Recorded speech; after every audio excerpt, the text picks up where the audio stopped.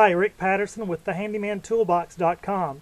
Talking to you today about a leak.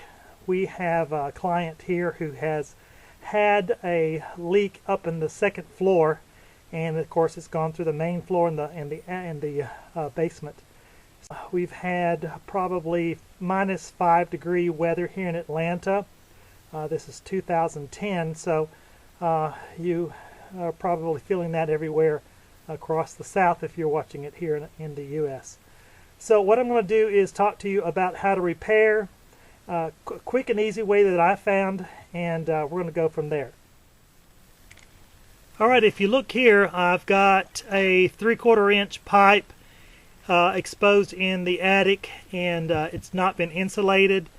And then I have another one right below that that is still leaking, so I have to put a pot underneath there and to catch that.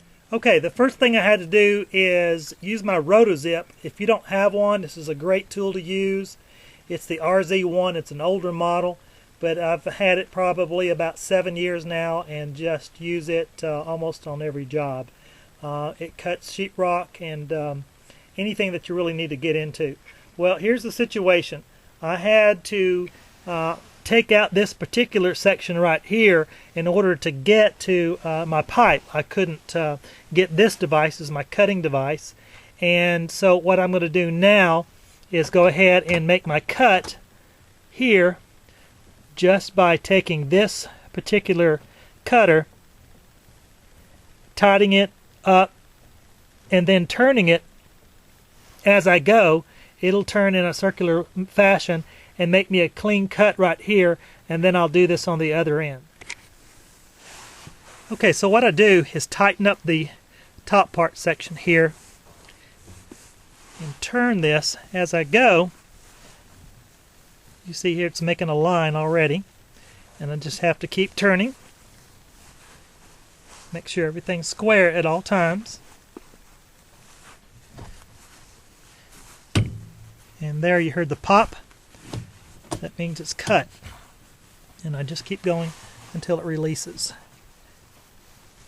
You can't get in a hurry when you do this, otherwise it'll feather on you, and you can't do that totally.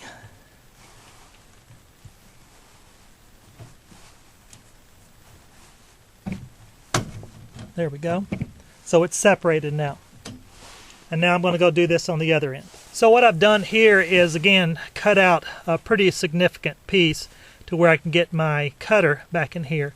Now in the process I made a little nick right here, so I'm going to have to go above. And what I'm using is a wax pencil to make my area. That's where I made the nick, so I'm going to have to go above this particular point here. So we'll start the same process over again. Make sure it's in there good, and then just start turning. Okay, and what I've done here is made my cut again, and now I'm ready to separate the pipes totally. So that's got me clear, and now I have this particular part right here that I can just get a hold of and do what I need to do on that. Now what I'm going to introduce to you is a device called a Shark Bite. I love these things. This particular one's a straight coupling. I get this in the big hardware stores. It boasts that it's lightning fast and it won't let go. I've only had one of these leak on me, and that's because I didn't seat it properly.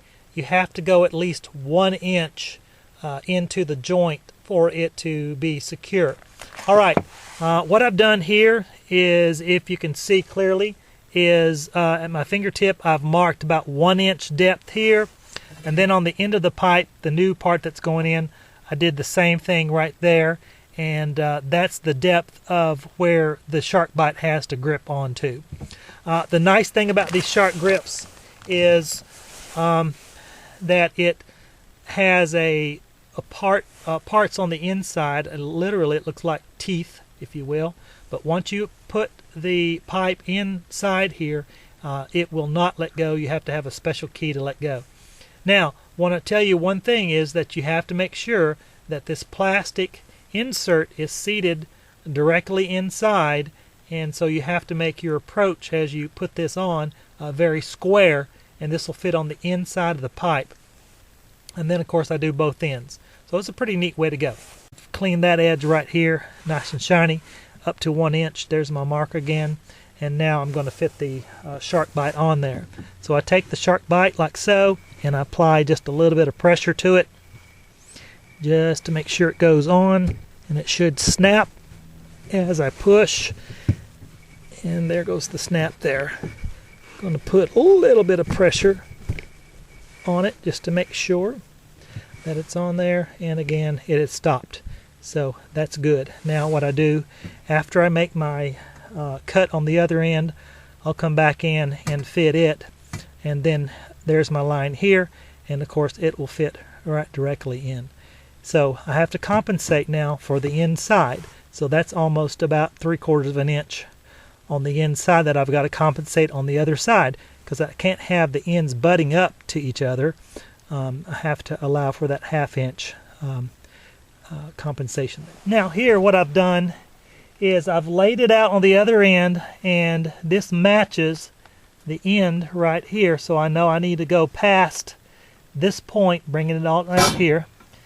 And so I'm going to compensate for that middle section in the shark bite and mark it back like so. Now if I need to push it in a little bit more, I can, because I do have some leeway at the other end that'll give me some space. Okay, what I've done here now is I've made my mark. I've marked it, then I've got the cutter seated well, and then again what I do, because this is loose, I can just hold this and turn the pipe, go around, and you see where I'm making the mark, right like there where my thumbnail is. Again, just hold it and turn it. Tighten it as I go. And the process just keeps on going until it's finally cut. It's getting close, and maybe one last time. There it is. And now it's time to fit both ends together. Now what I have is the end of the pipe again. I put my brush cleaner on here, pipe cleaner. Turn it a couple of times just to get the ends clean, to make sure I get a good bite when I put the shark bite on, and I'm ready to go. I still am leaking a little bit of water down into the line, but that's going to be taken care of pretty quick now.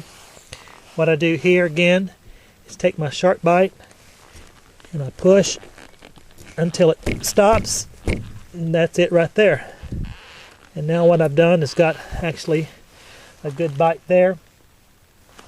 And what I do here now is I'm going to have to fit one end like so, and then go down to the other end and get it going too as well.